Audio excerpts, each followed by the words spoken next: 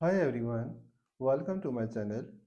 आज हम एक्सरसाइज 11.2 करेंगे जो चैप्टर सरफेस एरिया वॉल्यूम्स की है। तो इससे पहले कि हम क्वेश्चन सॉल्व करें, हमें कुछ फार्मूलेस को देखना होगा और ये फार्मूले हमें याद होने चाहिए। हमारा जो क्वेश्चन करना है वो इजी हो जाएगा। So let us see for the formulas. ये एक्सरसाइज जो है 11.2 it is regarding the sphere. And sphere क्या होता है? स्फीयर एक सॉलिड या 3D स्ट्रक्चर होता है। जैसे आपने बॉल देखी होगी, टेनिस बॉल या वॉलीबॉल या फुटबॉल, तो वो सारी की सारी जो होती हैं अप्रॉक्स स्फीयर ही होते हैं। ठीक है, तो स्फीयर का जो आधा पार्ट होता है उसको हेमिस्फीयर बोलते हैं और पूरे को स्फीयर बोलते हैं। तो सरफेस एरिया जो होता है स्फीयर का वो होता है 4πr²। जो वॉल्यूम होता है स्फीयर का दैट इज 4.3πr³। जो कर्व सरफेस होता है हेमिस्फीयर का, तो हेमिस्फीयर कैसे दिखेगा?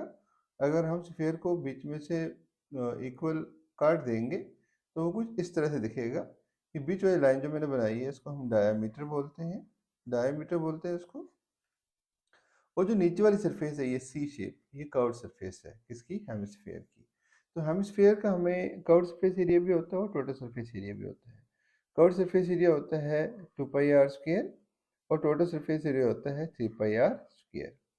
वॉल्यूम जो होता है हेमिस्फीयर का वो होता है 2/3πr³। इन सारे फॉर्मूलेस को याद रखना है, इजी हो जाता है हमारा फिर काम करना।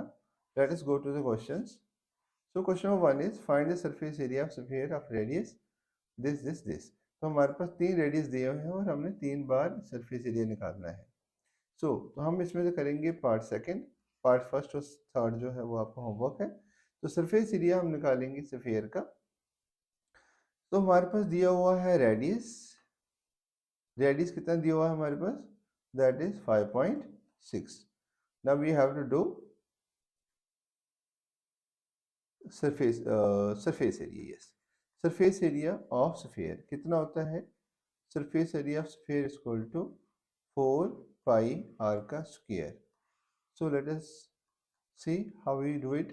4 इंटू 22/7, पाई की वैल्यू, ये जो पाई है इसकी वैल्यू है 22/7। आर क्या है? 5.6। 2 बार है तो इसलिए है, r² है तो 2 बार लिखेंगे। अच्छा एक बार बच्चों, एक बात है कि अगर जब तक आपको पाई की वैल्यू जो है, पाई की वैल्यू जब तक आपको 3.14 ना दी हो तब तक आप ये नहीं लेंगे। ठीक है, अदरवाइज आपने पाई की वैल्यू हमेशा 22.7 देनी है, चाहे वो दी हो चाहे ना दी हो। विच इम्प्लाइज, अब हम 4 को 22 के साथ मल्टीप्लाई करेंगे, उसके बाद 5.6 से करेंगे, उसके बाद 5.6 से करेंगे। सबको मल्टीप्लाई करने के बाद इसको हम 7 से डिवाइड कर देंगे।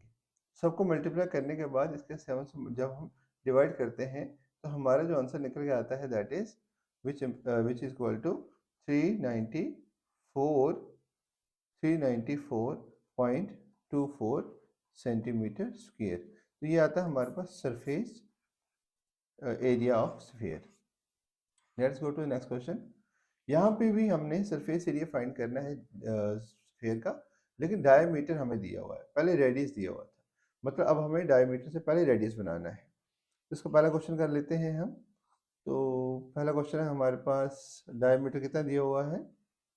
Diameter is equal to 14, which implies d/2, वो होता है रेडियस, विच इम्प्लाइज d कितना है हमारा 14/2, विच इम्प्लाइज 7।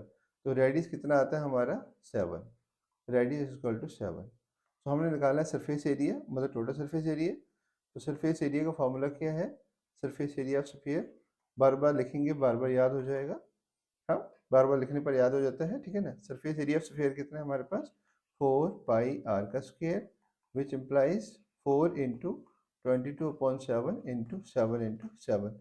7 को कट कर देते हैं डिवीजन में और ये बन जाएगा हमारे पास 88 इंटू, क्योंकि 4 to 0 4 to 88 into 7, which is equal to 8 7 56, 8 7 56 and या 8 7 56, 5 करिए, 8 7 56, 56 और 5 हो गए हमारे पास 61।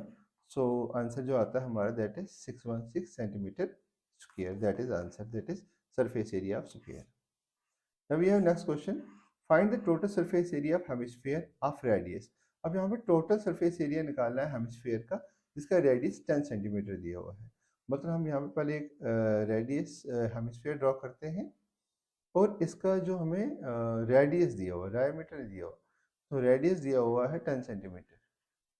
तो सोल्यूशन, रेडियस कितना दिया हुआ है हमारे पास 10 सेंटीमीटर। हमने निकालना है टोटल सरफेस एरिया। बच्चों जब हम टोटल सरफेस एरिया निकालते हैं ना, एक चीज़ आपने ध्यान में रखना है, अगर आपके घर में जो डोना है, अगर आप उसके ऊपर, ठीक है ना, जो आपके घर में डोना है या फिर बाउल है, अगर उसके ऊपर आप प्लेट रख दो तो उस टाइम उसका टोटल सरफेस एरिया काउंट करेंगे हम। अगर उसको हम ढक्कन हटा देते हैं और बाउल को खाली देखते हैं तब उसका कर्व्ड सरफेस एरिया। यानी कि अगर आपने सिर्फ इस वाले पार्ट को निकालना है that is curved surface area. अगर ऊपर ढक्कन के एरिया भी निकालना है तो दोनों को मिला के हो जाएगा टोटल सरफेस एरिया। ये होता है हमारे पास 3 पाई आर का square which is equal to 3 into pi कितना है 22.7 इंटू आर कितना है हमारे पास 10 और दूसरे भी क्या हमारे पास 10। अब हमने क्या करना है, इन सारी तीनों चीज़ों को कर देना है एक दूसरे के साथ मल्टीप्लाई। ठीक है, जब तक आपको ना दिया हो वैल्यू में, यहाँ पे वैल्यू में नहीं दिया हो, हाँ अगर वैल्यू में दिया हो तो 3.14 लेंगे, ना दिया हो तो आप नहीं लेंगे। 3 इंटू, सो अगर हम 22.7 डन इंटू 100, तो हमारे पास बन जाएगा ये 3 to the 66 into 100 upon 7 which implies 6600 upon 7। 6600 को हम डिवाइड करेंगे हम 7 के साथ, तो हमारे पास जो आंसर आएगा दैट इज 942.85 तक हम करेंगे इसको सेंटीमीटर स्क्वायर, क्योंकि एरिया है तो हमेशा स्क्वायर रहेगा। So now we have question 4।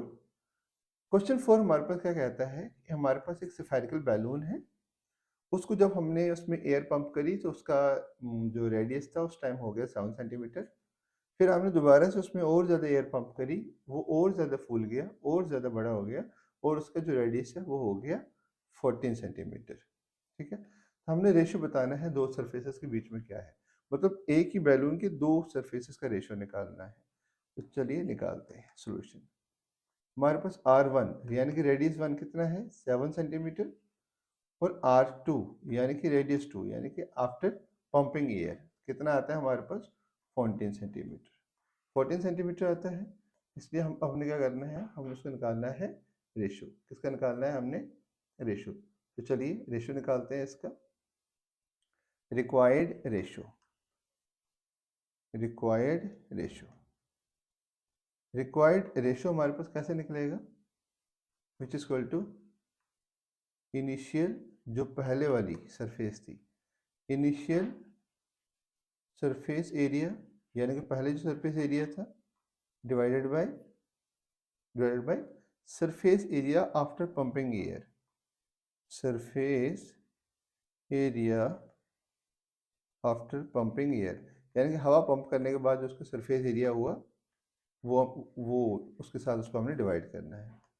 Which implies क्या करेंगे इसमें, ऊपर वाला जो है हमारे पास दैट इज 4 पाई R1 का स्क्वायर, क्योंकि पहले वो था, उसके बाद 4 पाई R2 का स्क्वायर हो गया क्योंकि रेडियस चेंज हो गया।